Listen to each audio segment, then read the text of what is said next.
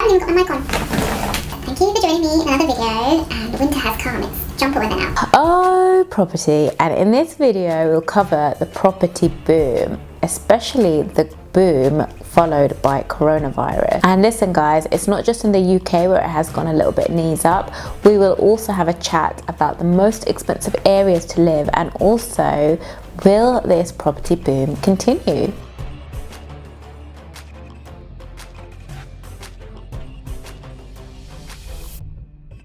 Guys, winter is here, not gonna lie, it is jumper weather already, and I'm kind of liking it. Hi, I'm Fifi, I'm an engineer, consultant living in London, and I make videos about saving money, investing, and understanding the economy to make better financial decisions.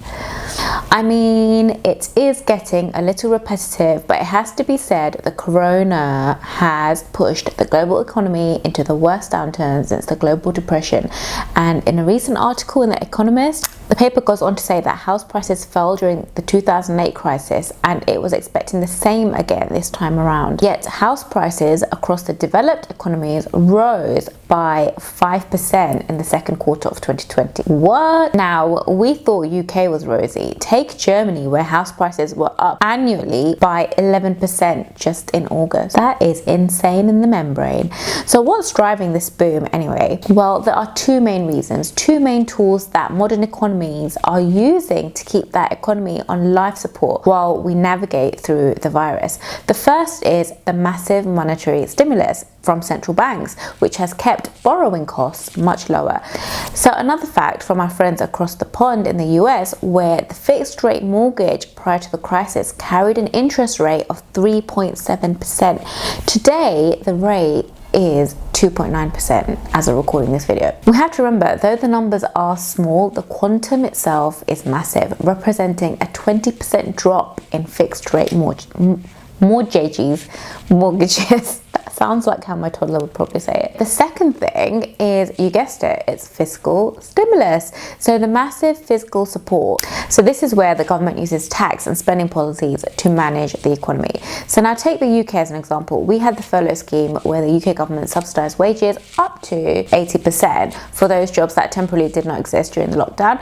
And now, here is an interesting fact. The G7 economies, that is the 7 largest economies on planet Earth. Now let's see if I can actually list them correctly. So Canada, France, Germany, Italy, Japan, the UK, and the US. Was that 7? Right, so in these countries, as I was saying, disposable income is $100 billion higher than pre-pandemic levels. Boy, that does feel like a large number, I'm not gonna lie. Do also remember that in other countries, there were policies like suspending mortgage repayments and easing of repayment terms, such as Spain and Japan. Now, so far, we have talked about demand, those triggers that have increased or stimulated buyer activity. We should also look at one of the main supply drivers, and that is the shortage of homes on the market. So the Wall Street Journal reported that in July, the number of single-family homes hit its lowest levels since records began in 1982. Actually, that's the year that my husband was born. He's not going to like me sharing that information. Insane. There are also structural issues in the US. So for instance, new home construction has never regained its mid-2000 levels. And there is, of course, a lot of fear playing into sales, where homeowners are becoming reluctant to consider moving during a pandemic. They're becoming anxious, and also anxious probably about being infected by visiting buyers, right? Which is fair enough, I suppose. I feel like this next bit should have a drum roll. So drum roll as we get into the juicy bits. Where are the most overpriced markets then? Hong Kong is the most unaffordable major city in the world. There is a real estate bubble index. Yeah, it's actually called a bubble index. I found that so funny. And that is actually maintained by UBS itself. So the index monitors the rent to income levers and excessive lending. So sit down for the next bit, because we thought we had it back. In Hong Kong, it would take 20 years for a skilled service worker in the city to save enough money to buy a 650 square foot apartment. Gosh, oh Lord almighty, let's just put that into perspective versus London. So where it's about 15 years here, that is still sheer madness, guys. The average cost of residential property in Hong Kong is 1.23 million. That's the average. Oh, and there is some hope, just a tad bit, for those looking to buy in Hong Kong. So foreign investors have been pulling out because of unrest and political uncertainty, and so home rents fell by about 9.2% in August, and commercial property slipped by 30% in the last 12 months alone. Can you believe that? Gosh, that's a lot. That's a lot. So this bubble index does show how EU cities are overvalued. Oh, itchy. Now this is going to go all red. Oh, itchy. Like I was saying, this bubble index does show how EU cities are overvalued. And I would question the term overvalued, especially when it's used in this context. But let's see what the index tells us. So topping out the bubble list are Frankfurt, Paris and Amsterdam. Outside of Europe, you're looking at places like Toronto and Hong Kong, looking quite bubbly. Is that even a term? I'm sure it is. What about those traditional cities thought of as bubbles? Well, not apparently. So London, New York and Tokyo look overvalued, but not in bubble territory, while Chicago looks cheap. So whenever I think of Chicago, I crave pizza. And I'm not allowed pizza for the next month or so, but I do see pizza. Guys, I started this heel diet? Is it heel? It's Human Fuel, but it's a brand here in the UK, and they do really cool meals and they do shakes for breakfast and things like that.